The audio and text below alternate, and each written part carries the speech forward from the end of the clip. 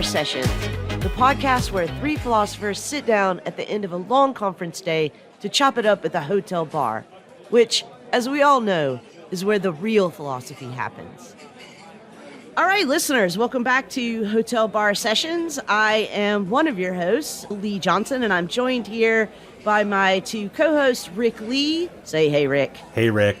And Charles Peterson. Hey, what's up? And before we get started, like we normally do, I want to get everybody's drink orders and find out what you're ranting and raving about this week. So, Rick, let's start with you. What's your drink order, and what are you ranting and raving about this week? So I'm keeping up with the theme from last week, and I just ordered a French 75. Very nice summer drink, and it's also good for day drinking. My rant is about the stupid media coverage of our mayor, Lori Lightfoot. I don't know if y'all know this, but she's a racist. And she's a racist because to celebrate her midterm, she announced she was only going to give interviews to reporters of color. So the media coverage is now almost universally calling her a racist. Is that not technically reverse racism? Let's get the bad faith arguments together. Let's get them straight. Right. Like, if we're going to make shit arguments, let's at least name them correctly. Exactly. Well, but isn't it interesting that I think in right-wing rhetoric these days, reverse racism is now just being called racism? Yeah, that's it. The bigger crime is not the racism itself, but acknowledging and naming the racism makes you a far worse person. Isn't that fun? The upside, when everyone's a racist, no one's a racist. That's right. We are now post-racist. We are a post-racist society because everyone hates one another. My rave is small breweries. Last night, I met a colleague at Dovetail Brewery here in Chicago. They had probably 20 of their beers on tap, and it's a lot of fun to drink in the brewery. There are a lot of breweries now all around the world, the small breweries that are making some really, really delicious beer. Hear to that. All right, Charles, what about you? In honor of the season, I'm going to order a hurricane, and I'm going to get my rant on, and my rant is the Supreme Court. And their clear desire to turn black people into time travelers and move us back to 1953. You know, this decision to further gut Section 2 of the Voting Rights Act, to peel away every single gain in the expansion of freedom and the access to the ballot that have been developed since the mid-20th century. The crisis of legitimacy for the society is just, it's steamrolling. So that's my rant. My rave is the old school stand-up propeller fan. Oh, yeah. It's summertime. So my house does not have air conditioning. And as I've said previously, my mortal enemy, my nemesis, is humidity. So I have not been getting any sleep whatsoever. And I finally broke down and went to Lowe's and said, I'm going to buy one of the stand-up fans. I had to assemble it, put it together, set it literally right next to our bed. And I have been sleeping the sleep of the dead. Nice. Not just because of being cooled off at night, but I realized the sound of the propeller, that's white noise. Yeah. So I am completely on board with the old school propeller fan. Get one, kids. It'll change your life.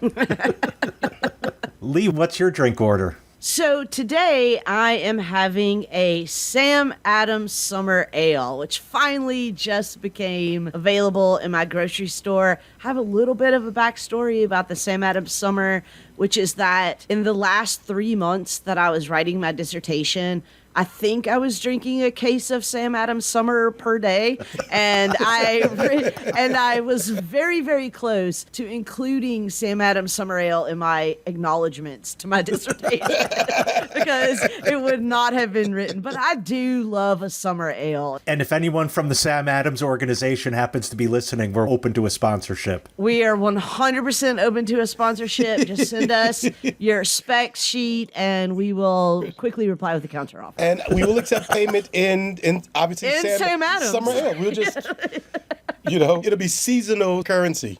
Okay, so my rant this week is insurance.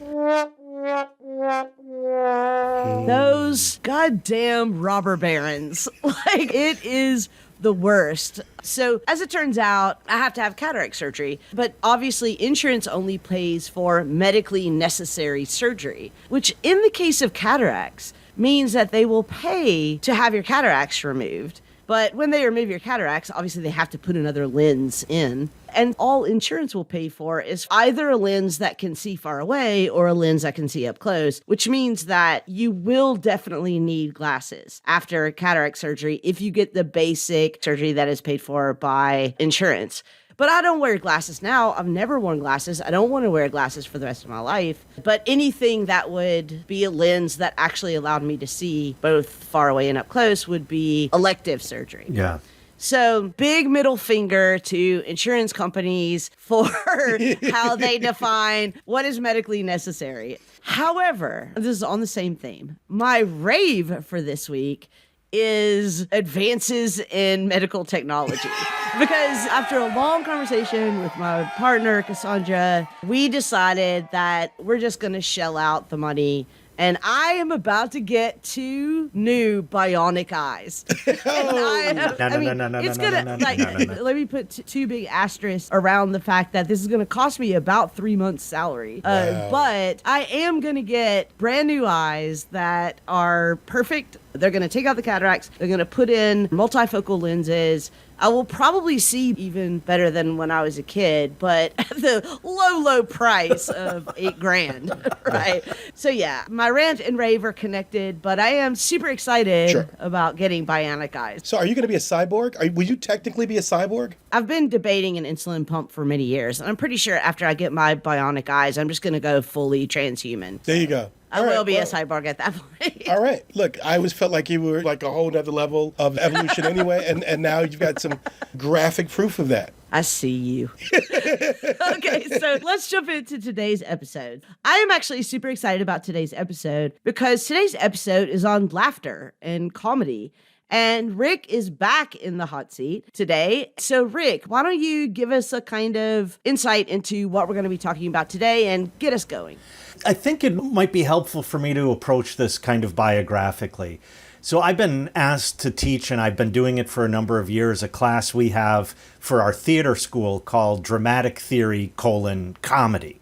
There's another class, Dramatic Theory: Tragedy, and at some point maybe we'll get to why I so hate thinking of comedy as the opposite of tragedy or in any way related to tragedy, but that's down the road. And so after teaching this, and I teach in this Aristotle, Hegel, Freud's jokes and their relation to the unconscious, and Bergson has a little essay called On Laughter.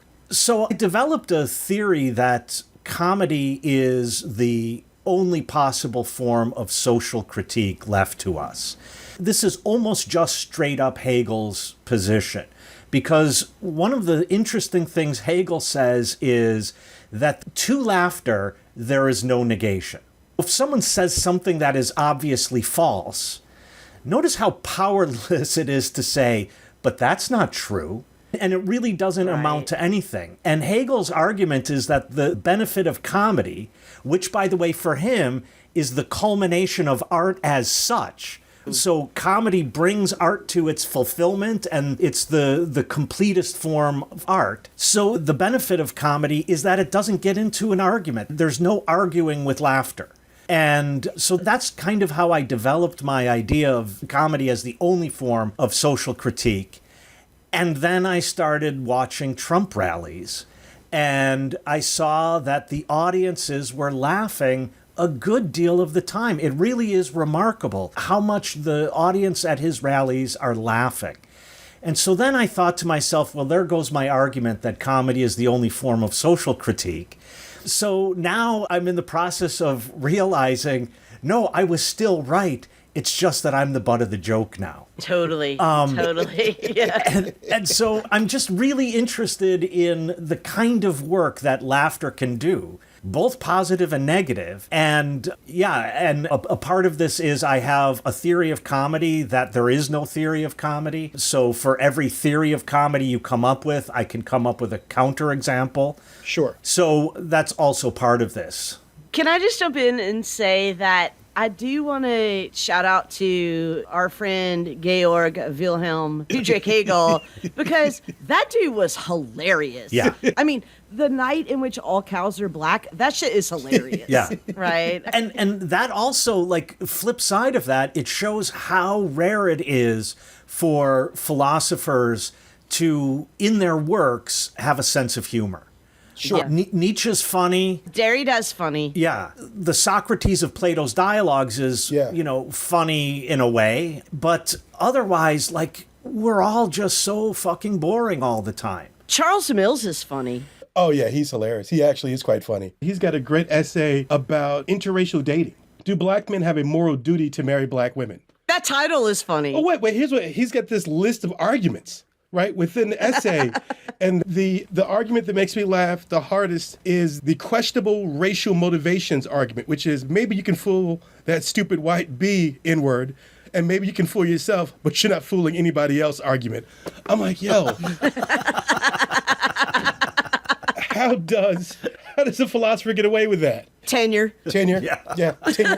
Full professorship. I mean, I do have to say, I've tried to introduce my own voice into my writing, but only post-tenure. And, my own voice tends to engage everything first through laughter. Well, that's what I was going to actually ask both of you, because I know both of you personally, but I don't think that I've ever sat in either of your classes. My guess, in my imagination, you're probably hilarious professors. I mean, I could be wrong about this, but I'm 100% not. I am a hilarious professor. But I constantly use humor in the classroom because it both has the effect of encouraging people to let down their walls, right? But also making a point that might otherwise be uncomfortable accessible. Now you're going to see the main problem I have when I teach the philosophy of comedy is that it's like learning about life through killing a frog and dissecting it, right? So at the end, it's no longer alive, but you learned a whole lot.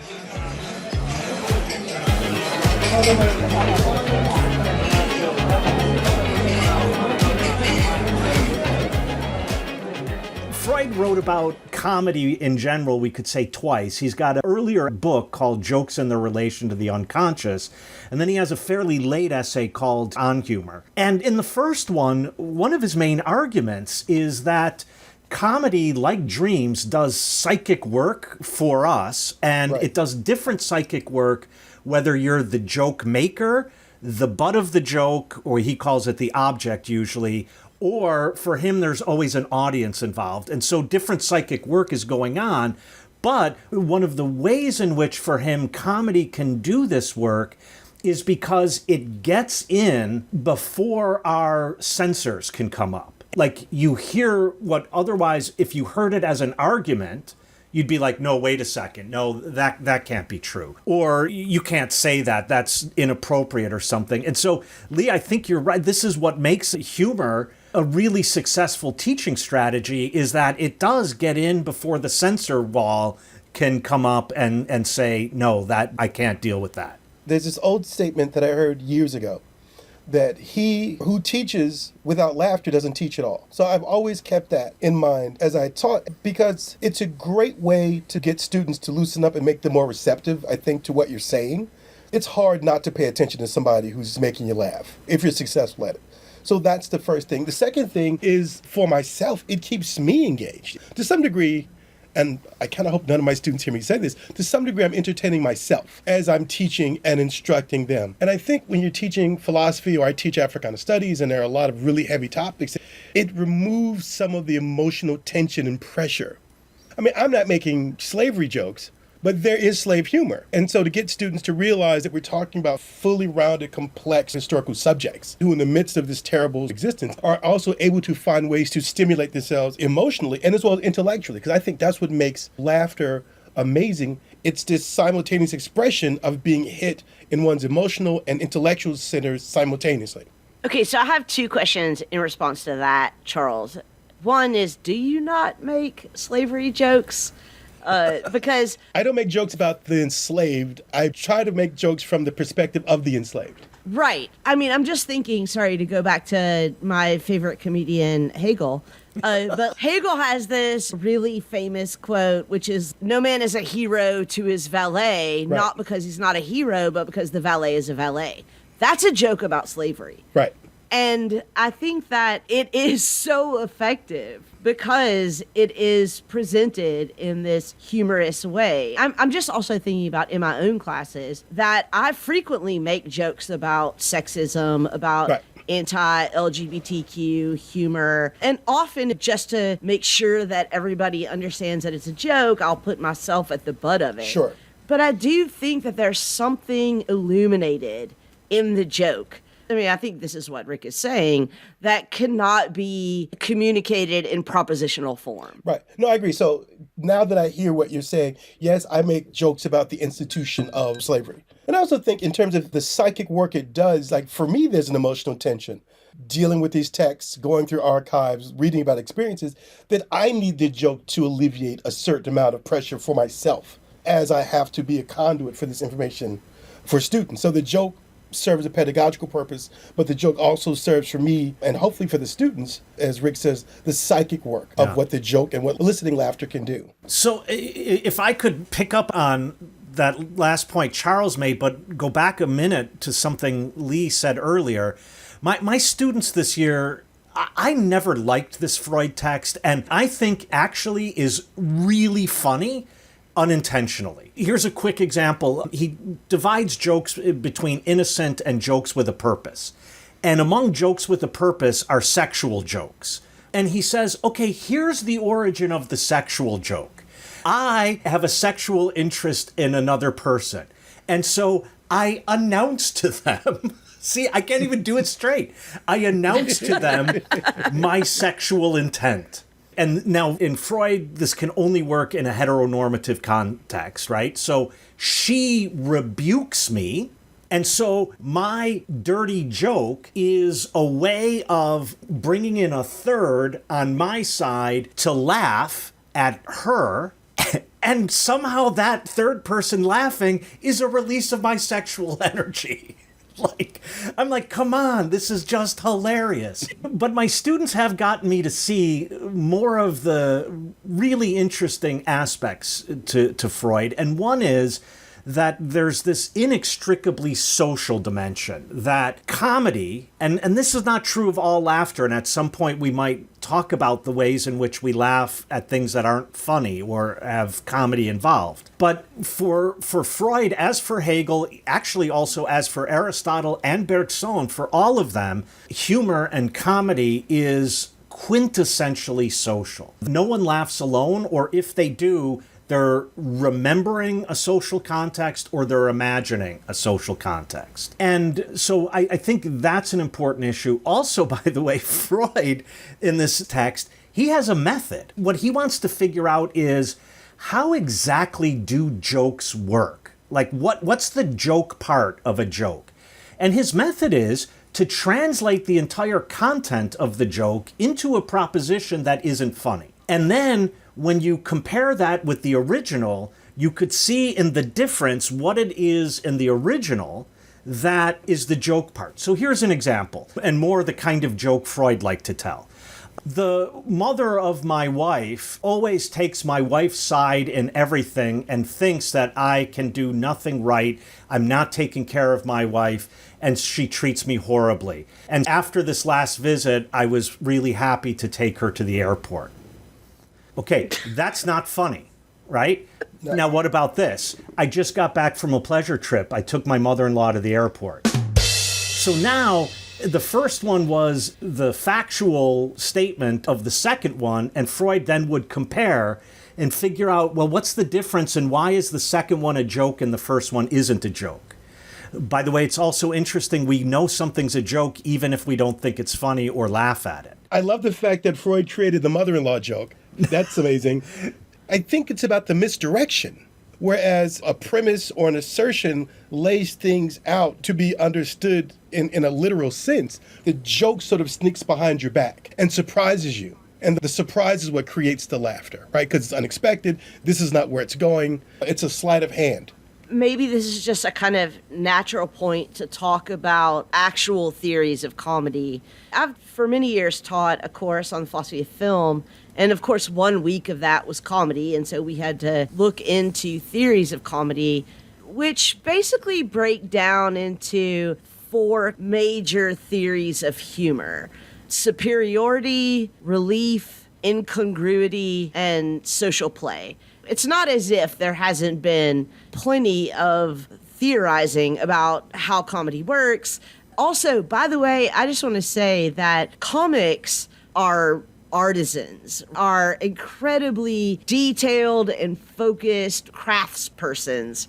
So the idea that like people are just funny, and people are just funny. I mean, you guys are funny. I'm hilarious, but I'm just saying, but there are people who just have a knack for saying the right thing at the right moment, and that it's funny. Right. But when we're talking about comedy as a craft, it is a craft, and so it has a structure. Yeah, and so what Charles was just describing kind of falls under the incongruity theory of comedy, like the unexpected, the thing that doesn't fit. We laugh at the fact that it doesn't fit or it was unexpected or whatever. But maybe we should talk about some of these theories of comedy. I'm sure, Rick, you know a lot more about this than what I just said. Yeah, and I mean, one of the reasons why I hesitate is because, as I said before, all of you could relatively quickly take a theory like superiority. So that means that the laughter comes when I see myself as superior to another.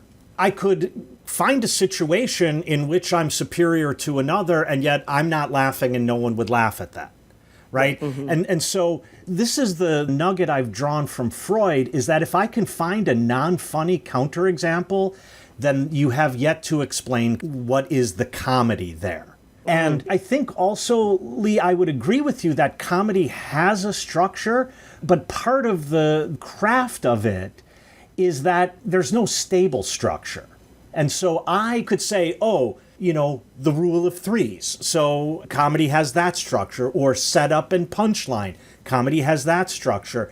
And yet there are things that are funny and comedic that would have a completely different structure. But I think you're right. There always is a structure of some kind. And a big part of the craft, Beethoven doesn't have to invent the sonata and then write one. But a lot of comics invent what comedy is and then perform it in really interesting ways. Really? Because I would say very few comics do that. Right. And I think the Beethoven example is a good example. I mean, obviously, music has a structure.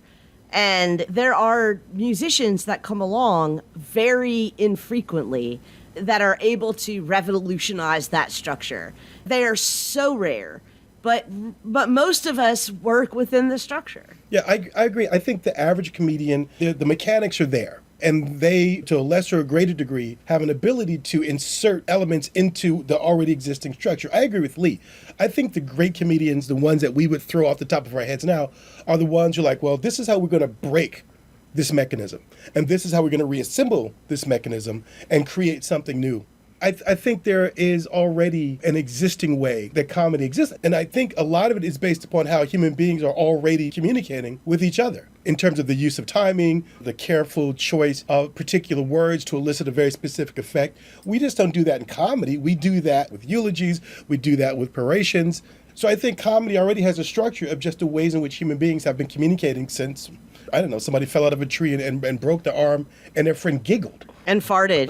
Right. Fell out of the tree, broke the arm, farted, and it was the fart that overwhelmed their friend's desire to have sympathy for them and caused then them to giggle. their mother-in-law passed out. Right. Or the mother-in-law says, dumbass, I told you shouldn't have married him. You shouldn't have been up in that tree.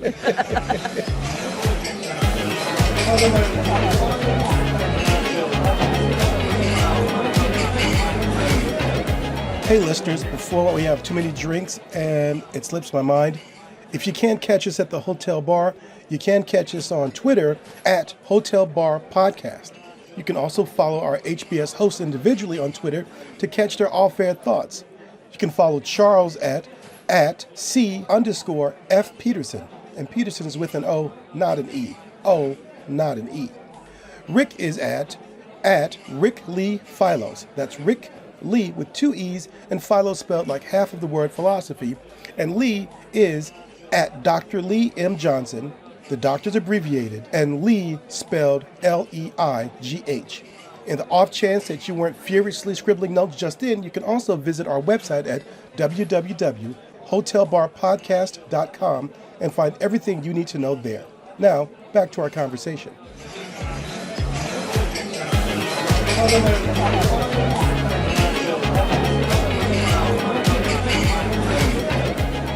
But Rick, would you agree that comedy as a phenomenon is of a type with music as a phenomenon? So that there is structure, there are rules, but it allows for manipulation that can introduce innovations into the art form through the manipulation of the structural elements. But that, I guess maybe what I would say is like, no one invents a new sound, right? Like no one invents a new note. No one reinvents mathematics.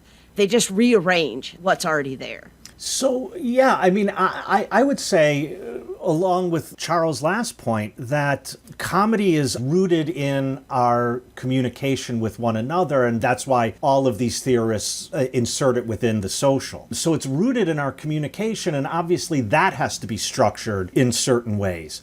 But I think one of the things that's become interesting to me is whenever, especially philosophers, because there are other theoreticians of comedy who aren't philosophers. So, you know, evolutionary psychology is on this and neurobiology is on this.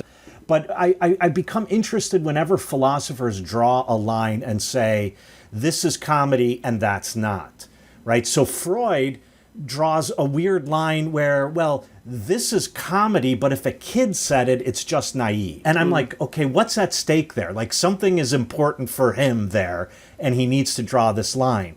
I also often wonder, and I don't mean this as denigration, but in fact, perhaps the opposite. I often wonder why, through most of its history in philosophy, comedy was treated through aesthetics. And then the other way in which it would be treated is through the philosophy of emotions. So you find it in Descartes, Spinoza, and Hobbes also, that comedy is now treated as one of the affects. That being said, then, I think a lot of them have in mind dramas that are comedic and therefore not tragic. But if we look at today, and Charles was going there before, like Chris Rock is a comic and Lucille Ball is a comic. And yet the way in which the Lucy and the Chocolate Factory, where she and Vivian Vance are getting overwhelmed by the chocolate production and they start shoving it in their mouths and so on, the mechanism by which that works, the structure of that, is an entirely different structure than Chris Rock saying, for example, if black people made cigarettes, that shit would be illegal. So, like, that has a different structure and a different mechanism, and yet they're all comedy, or they all make us laugh, or they're all working on humor in radically different ways. And so I've become less worried about finding the grand unified theory of comedy. Now I'm more and more worried about those who do have a theory of comedy. What's at stake for them in having that theory of comedy? So going back to Rick's point in his introduction about comedy as, I think you said, the last form or one of the few remaining forms of social critique, there's a part of me that completely agrees with that. And this is all about Trump, right? Because power and unfunniness mixed in such a way in his form.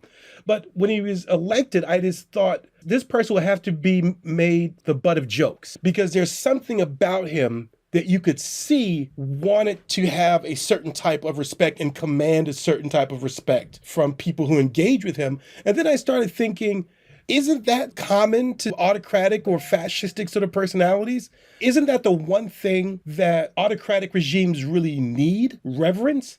And is it because the reverence is what sort of papers over the ridiculousness or the dangerousness or the perversity of the regime? So Laughter is the one thing that, as you said, there's no defense of it. You could send out the troops in the night to beat people, but once that joke is told, and if people hear that joke and that laughter kicks in, then you have the power to reshape and alter the image and the self-image of the autocrat. It's this amazing way to rip away the cover of power.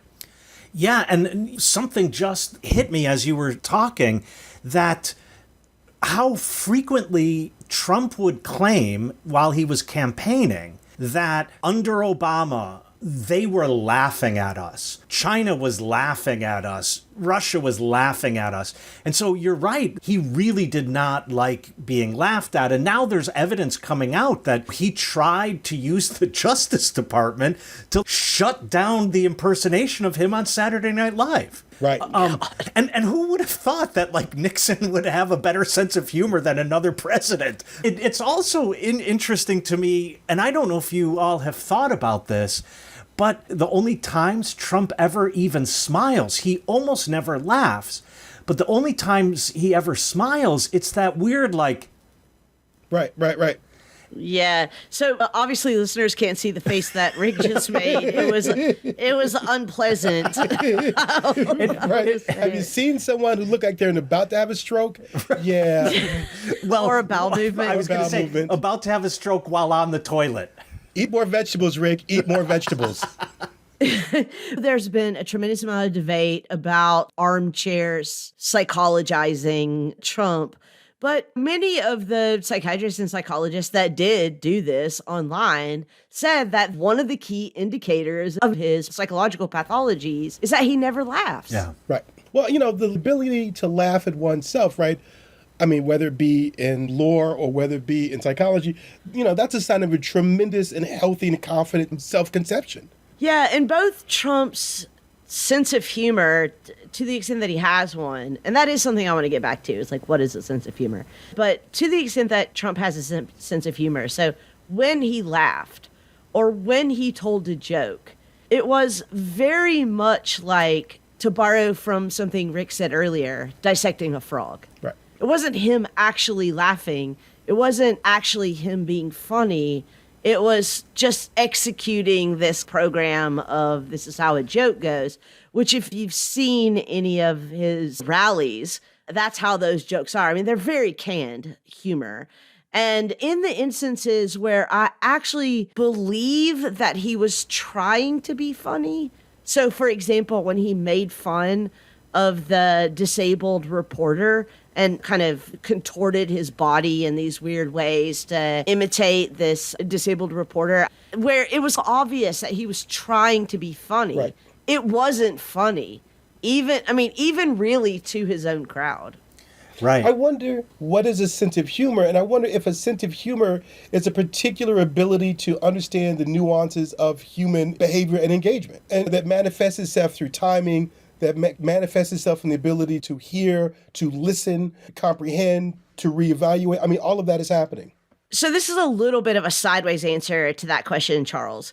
But I do think that in some cases, a sense of humor is exactly as you described. It's an ability to see the bigger picture, understand the human relationships at work, understand the historical context, also have a kind of knack for timing and delivery. I do think that that's part of it. But interestingly, I also think, so I'm thinking now back to the late 90s, early 2000s, when Jon Stewart and Stephen Colbert were our kind of model examples of how humor is the left's most effective criticism of the right.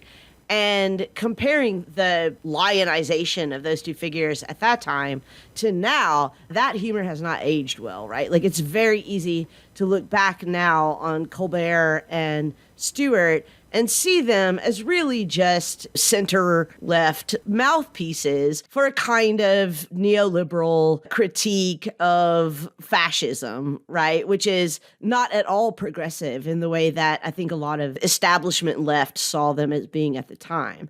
But because they were craftsmen of the art of comedy, they did have a sense of all of those technical skills, the timing, the delivery, and they had a historical, cultural sense of what was going on.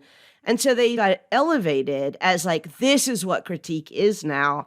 And I think it just like that in particular hasn't aged well. Well, to me, it connects back to our earliest conversation. So for saying that laughter or comedy can be used to teach, I wonder, is comedy or is laughter, is it teaching in and of itself? And I say that because, and you're right, Colbert and Stewart no longer have the center of the comedic political world. And maybe a lot of what they did 20 years ago has not aged well. And I wonder if that's because in their comedy education, they have pushed the students beyond where they were. And the reasons why that what they did 20 years ago does not age as well is because it was their craft which forced people to evolve past where they were at that moment. I think that's a super interesting and actually like super sympathetic reading of their comedy. I love how sympathetic sounds like. Thanks for being sympathetic, Charles. It's not a criticism, but like I do think that that's a sympathetic reading of their comedy. But it would be consistent with other media from the same era that has also not aged well for people on the left, like, for example, The West Wing, right? Or any kind of Sorkin send-ups of the right, which now, in retrospect, seem liberal in the sense of classically liberal, right? Like conservative. But maybe it is the case that they were interim moments pushing the audience forward to a point where they could say, no, that kind of comedy is not enough to count as critique. I mean, think about how George W. Bush was the worst being we could conceive of in 2002, 3, 4, 5, 6, 7, and 8, right? Because of the policies, the illegal war in Iraq, the economic part, the whole nine. But now, compared to Trump and compared to what we've witnessed in terms of the further rightward lurch of the conservative movement, those moments seem genial, seem idyllic, right? This is like Leave It to Beaver conservatism compared to the Mad Max like conservatism that we have now. And I wonder if Stewart and Colbert as examples seem so liberal, right, in the classical sense of liberal, only in comparison to what we're experiencing now in terms of this hyper-aggressive and anti-democratic moment within American politics. So I think the Colbert Report is slightly different than The Daily Show, just comedically, like how it functions and so on. Because Colbert is a character? Well, that's the difference, but I wanted to pick up on the last few things that were said. I think one of the reasons why the Colbert Report and Stewart don't age so well, there's an obvious reason, and that is because they're specifically speaking to today's news often. But I think for me, more seriously, the reason why they don't age well is because, and here again, Stewart, I think in particular, their laughter is always laughing at. And I think it's the same with Trump. Like, Trump's jokes are always only laughing at someone.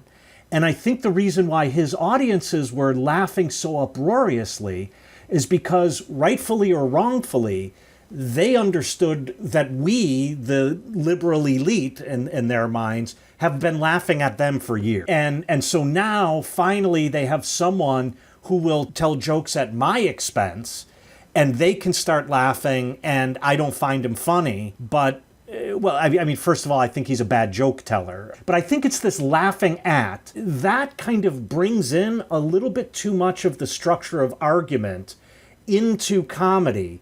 And I think that's never going to hold up as well as comedy, as something that doesn't engage the kind of pro-con argument. I'm so excited by this interpretation because it makes sense of this whole other phenomenon that has happened. If you're right, that the frustration on the right with the left from the 90s through the first decade of the 2000s was that the elite coastal liberal intellectual left was laughing at the right.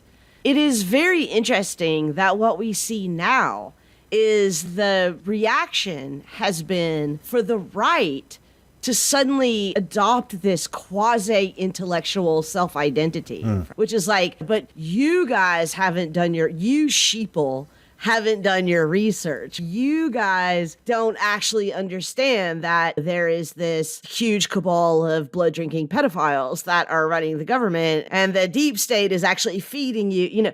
And so, you people who thought you were smart, we can laugh at you now, but we're laughing at you from the same position of intellectual superiority that we resented being laughed at before. Okay, can I maybe replace the superiority? Because often Hegel is lumped in with the superiority crowd, but Hegel's argument is, I think, importantly different. And that is Hegel, and I said I don't like when comedy and tragedy are brought together, and Hegel does it. But he says that what both of them are doing is they are dramatizing the conflict between, well, he says ethical substance, let's say social norms and values, the conflict between social norms and values and individual and their sense of freedom. And that conflict is resolved in tragedy in favor of the norms and values of society, often through the death of the individual, a kind of resolution. But in comedy, it's resolved because the comic persona, he says, rises above the tension, and laughter is a sign of that. But there is no bitterness, anger, or negativity on the part of the comic persona. They rise above in what he calls serene blessedness. And so that's not quite the same as superiority. That's a bit more of, if I play this game with you, I lose or we both lose. So I'm not going to play the game. And then the genius is, how do I get out of playing the game? And Hegel then, listen to this, people, Hegel then says that the comic is the master of the phenomenal presence of the real. That is, the comic is a master of the way in which reality appears. And this turns for him on the fact that false appearances also form a part of reality. So there, I think, he points out a way in which there can be a use of comedy that is social critique, that the moment it's a laughing at, to that extent it's less comedy and actually more tragic.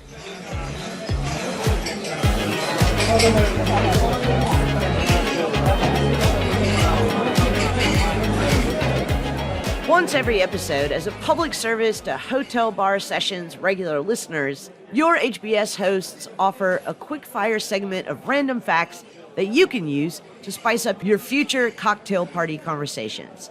Today's random fact is, quantum physics helps us to understand that a sun made of bananas would be just as hot. Don't at me. A random fact, the philosopher Anne Conway wrote her major work, Principles of the Most Ancient and Modern Philosophy, mostly in her bed, over her head, and with a pencil due to illness. Here's a random fact. In an attempt to get kids to eat healthier, McDonald's once made bubblegum-flavored broccoli. It didn't go over well with the child testers who were confused by the taste.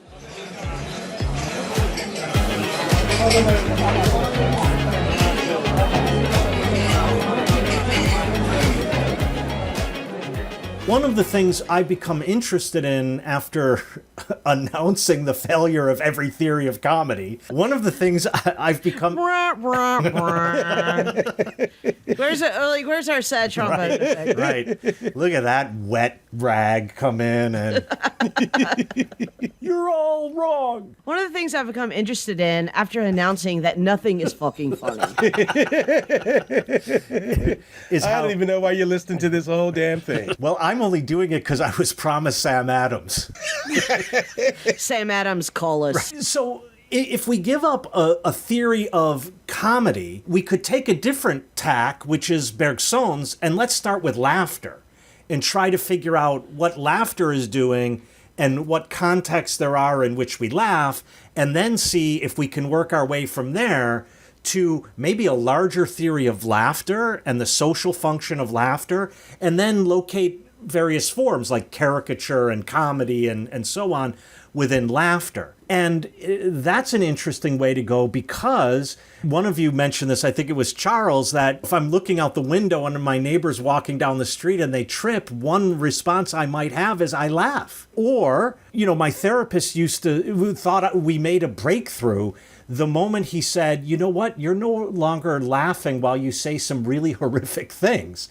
And, so there's a laughter there. We sometimes call it nervous laughter and so on. And then Bergson also points out that, like, children laugh at peekaboo, which as an adult, well, Charles, you have human children, like, that is not only not funny, as opposed to the other type of children. Sorry?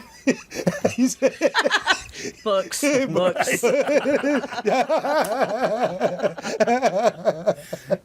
It's funny because it's true. Just for the record, books and children are synonyms. If you've only joined us for this episode, exactly. Lee thinks that books and children are basically the same thing. It's the cataracts. The cataracts. She can't distinguish the two. Yeah, wait till I get my bionic eyes, and then I'm going to lay some real truth down on you. But can I just say something about laughter, which is that the people that I feel the closest to in my life are people who make me laugh. And For it's sure. one of the things that, it's one of my like top 3 things that I'm attracted to in a partner or a friend or a colleague or a coworker or anything, is that they make me laugh. And I think that there is something really deep and emotional that I can't quite put my finger on that connects me to people who are capable of surprising me. Because this is what happens when I laugh, is that, not laugh like I'm laughing on purpose, or like I know you just told a funny joke, so I'm laughing, Right. or I know this is funny, so I'm laughing. But like when laughter happens to me, when I'm overcome with laughter, Yeah. there's some deep connection that I feel to people who are able to draw that out of me. And, my partner, Cassandra, this is one of the things I tell her all the time. I feel like I know a ton of hilarious people. And I feel really fortunate to have a ton of friends, all of whom are hilarious. As a matter of fact, most of the people that I consider dear friends are hilarious people. But Cassandra, because she's very different from me, and she's not a philosopher, she's an artist, is able to make me laugh in ways that all of my philosopher friends and my academic friends and my musician friends are not able to make me laugh. It's just like genuinely surprising laugh. Right. And it is a bonding moment with someone to laugh with them. So this is something that I've been trying to reclaim in philosophers thinking about comedy and laughter.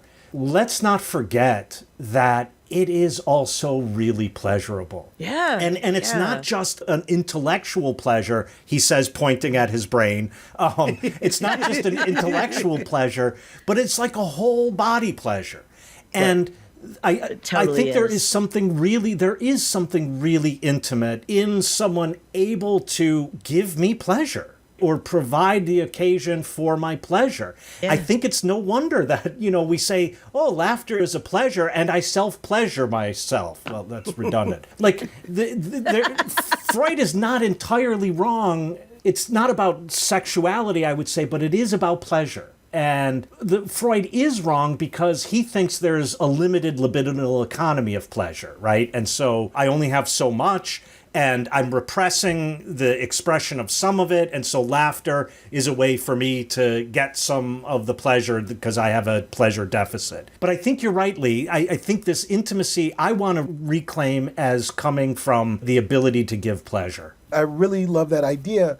I'm a doctor, but I'm not that type of doctor. So I can't explain to you the physiological processes of laughter, and I don't know exactly what it does, but I would imagine that it takes some more muscles to frown than to smile.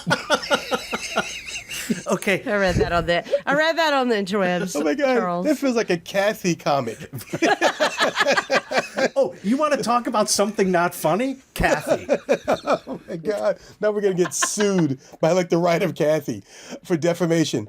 Or sponsored, Kathy, call us. Kathy, first call Sam Adams, then call us. I want to pour Sam Adams summer ale into a Kathy coffee mug. but I would imagine that the act of laughing drives endorphins. And if you're talking about and this is me sucking all the fun out of what both of you just said, but if you're talking about the community and the attraction to people that make you laugh, because I'm like you, I think most of my friends make me laugh a great deal. That's like the rat that gets exposed to cocaine in the maze.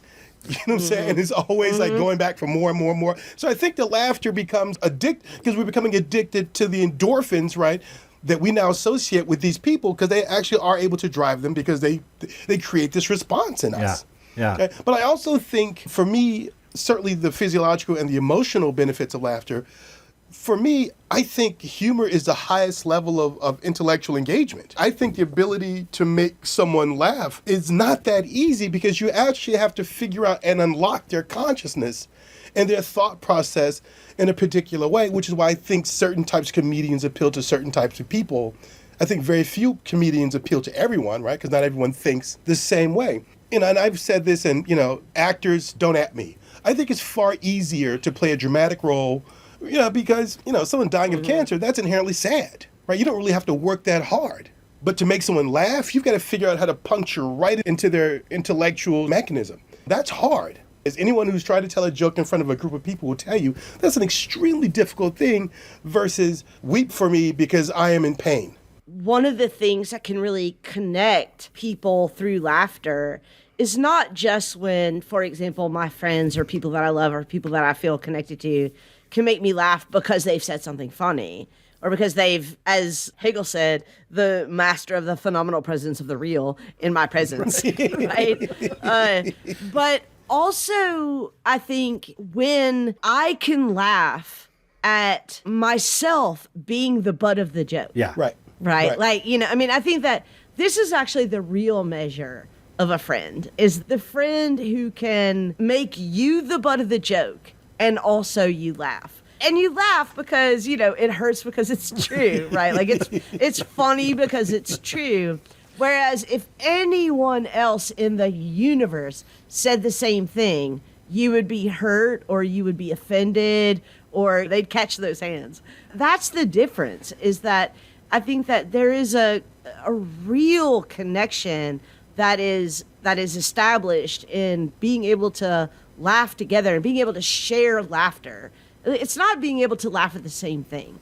It's being able to share laughter. Right. Well, there's a tremendous intimacy. Exactly, Because your friend saying something, making you the butt of the joke, the intimacy is that the person says it out of care because they've already proven their friendship, but you trust them to make that joke with good intention and with good faith and not out of mean-spiritedness. I mean, that's the difference between my friends razzing me, call that, versus like insult comedy, which only turns on stereotypes precisely because there's no intimacy. And we think about the social function of laughter and comedy. I think about, and I'm not a sociologist, but I think about the ways in which, certainly growing up, my friends and I use comedy and laughter and playing the dozens, and how we use that as a way by which to designate ourselves as a group of people, to show to some degree competitiveness within our group, but also to show care and concern. Like my friends and I, really starting from like third grade to this very day, we get together and somebody's fucking with somebody else. Yeah.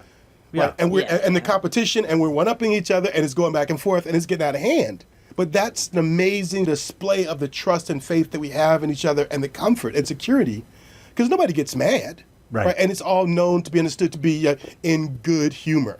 We've all been working around this in different ways. The opposite of funny is not serious. The opposite of funny is sad.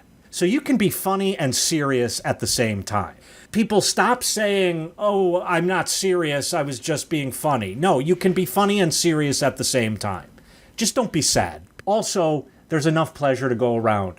What was my joy quote? Drink from the cup of joy, That's right. and there's so much joy left. That's right. I'm not going to knock you away from the bar at last call for joy, because I think if I get mine, you won't get yours. Right. So I wonder, thinking about laughter, and laughter becomes an indicator of the recognition of someone else's humanity, right? And not just personality or character, but their actual Homo sapien. This differentiates you from other forms being. Yeah. Right? Because I don't know. I'm not a primatologist, but do primates outside of us laugh? I think the problem here is that we don't share language with them. Right, Right. so we can't, yeah. So, like, what might be laughter in their languages we don't understand. But I think there's a lot of animal studies that seem to indicate that humor exists in the animal world.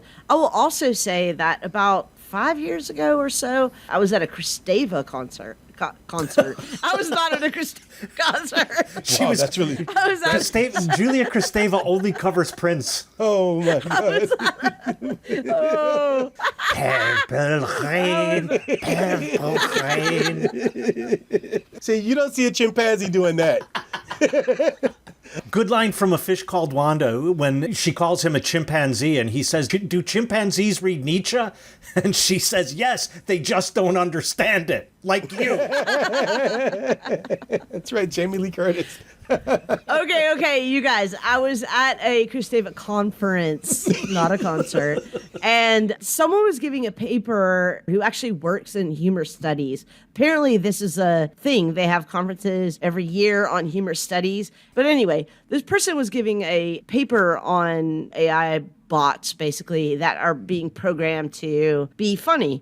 Some of the arguments surrounding all of this is like, all of their humor is algorithmic, basically. But the problem is that they actually have figured out ways of capturing that category of comedy that is like the unexpected. So the category of comedy that you get when you, for example, ask a 6-year-old to tell you a joke and they're like, knock, knock, who's there? And they're like, but the popsicle wasn't even frozen, where it's just like, it doesn't make any sense at all. And it's, of course, hilarious because a 6-year-old said that. So the algorithms have also figured that out, which is algorithmic, obviously, but also a kind of algorithmic capturing of spontaneity and unexpectedness and humor. So, I mean, I think the question, do animals enjoy comedy in the animal kingdom, is also an interesting question to ask about machines. Right. Yeah, and again, I would just say that I'm interested in who's drawing a line and why they want to draw that line. No, that's true. I think there's something about humor that's understood to be so deeply connected to our consciousness that people are compelled to try and figure out what it is. Because it feels like if you can understand that, you're going to unlock something really, really substantial about understanding human personality.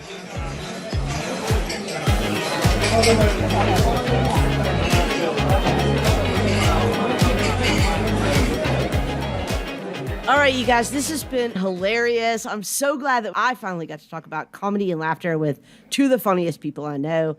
Unfortunately, Frangelica has given us last call for today, and we have to get out of here. So, Charles, you're in the hot seat for the next episode. Why don't you give us a preview of what we're going to talk about? We're going to be talking about vulgarity. We're going to get down and dirty shit. That's right. We're going to blow this motherfucker up. We're going to think about what are the limits? What are the social functions? Is it a good thing? Can truth be determined through vulgarity? Who determines what's vulgar? And how can vulgarity be useful to the way in which we function within this motherfucking society?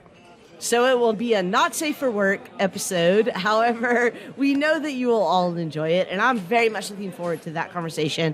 So, Charles, Rick, thanks again for this conversation, and I will catch you both next time. Peace out. Bye.